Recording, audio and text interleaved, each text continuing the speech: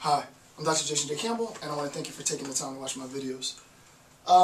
Very glad to say it. This is a stop. This is a resting point. It's not the end of the journey. Got a lot more Nietzsche to do, but this is the resting point. This section 9.7 we'll reach our 100 notes.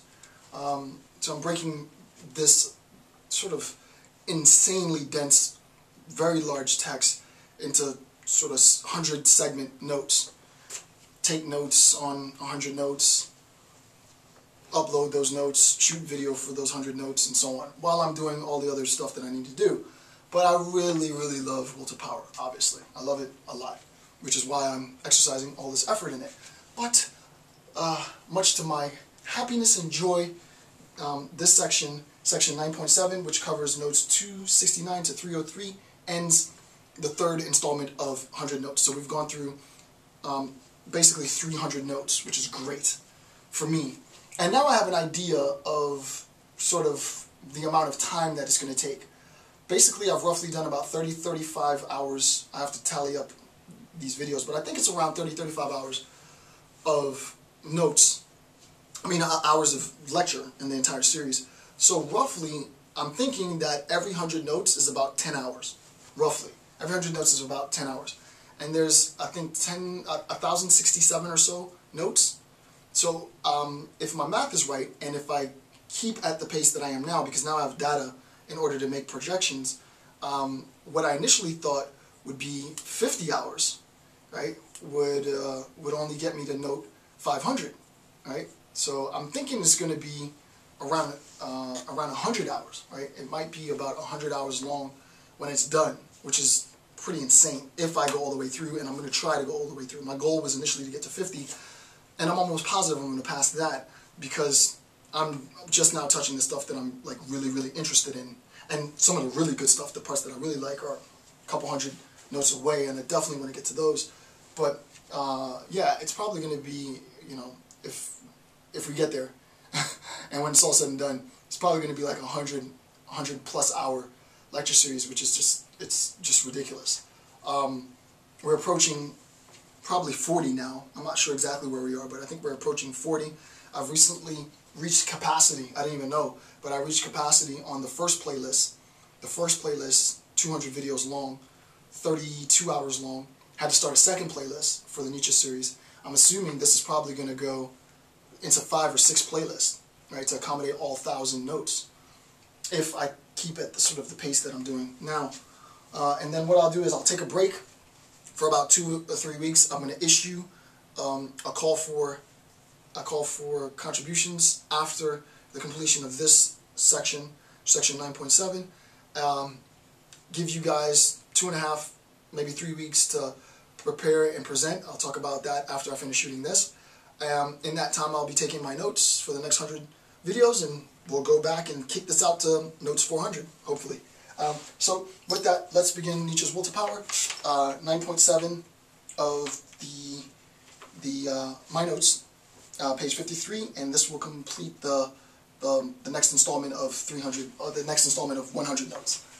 All right, so Will to Power. This is section 9.7. And it's notes 296 through 303. Alright, so the 6 great crimes of psychology. 6 great crimes of psychology. I'm going to go through and only illustrate the points that I think are relevant to my sort of overall objective of, 1, really articulating what a will to power is, and 2, the mechanisms in which it is articulated. Displeasure has been falsified as guilt, right? The act of feeling displeasure has been falsified as being guilt, first point. Second point, that all strong feelings have been branded as suspicious. If I have a very emotive response to something, if I feel very excited about something, that has been branded as suspicious activity because I'm so responsive. Number 3, that cowardice is desirable, that, quote unquote, it's okay to be scared, right? That cowardice is desirable, right? You're starting to see that sort of this psychological conditioning is a way of facilitating herd-like mentality, obviously. Number 4, depersonalization, this is a direct quote, depersonalization has been presented as the cause of the greatest knowledge and ability. That's direct quote from note 296. Now we recognize in note 4, in bullet point 4, specifically, no, in fact, we are talking about the preconditions to foster herd-like mentality. Why? Because we already know that the act of herd-like mentality is the process of depersonalizing the individual so that there is a coalescence of identity among the herd, right? So depersonalization has been presented as the cause of the greatest knowledge and ability, which obviously Nietzsche thinks is false, right? He doesn't agree with this. I mean, that should be obvious. Number 5, love has been falsified as surrender and altruism, right? Love has been falsified as surrender. I think this is actually really powerful. We'll come back to this later. I'm not going to sort of flesh it out yet because he hasn't introduced some concepts that you need until much later.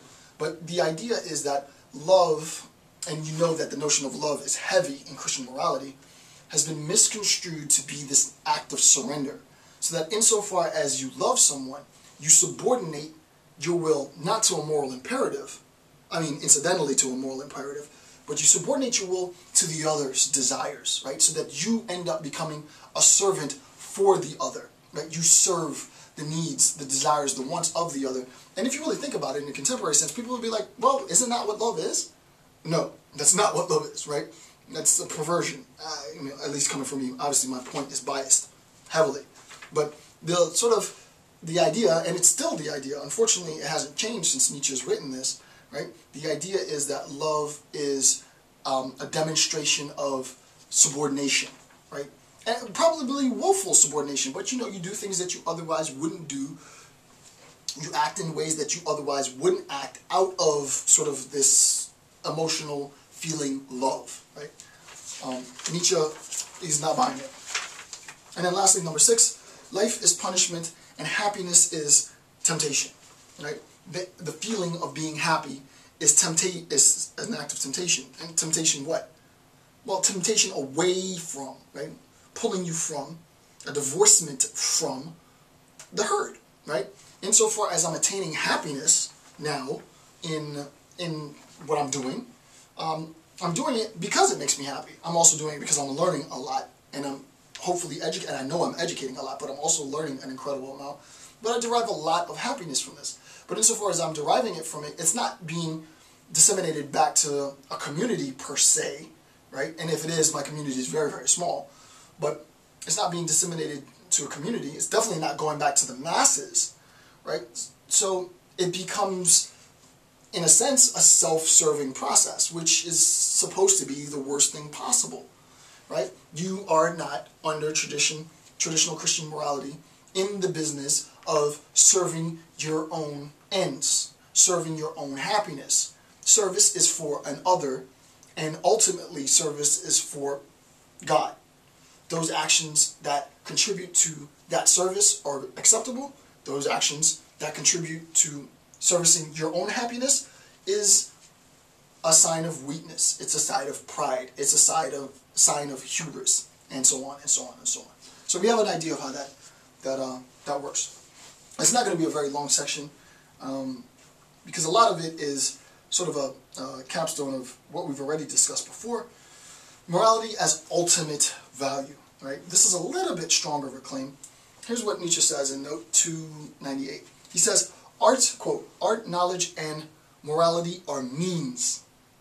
Art, knowledge, and morality are means, not ends in themselves. We'll see what that means too later. Art, knowledge, and morality are means, not ends in themselves. Morality as an end results in he uses the term permeation of morality into all existence. I'll read that again. It's not a direct quote, but he uses the word permeation. Morality as an end, right? To talk about morality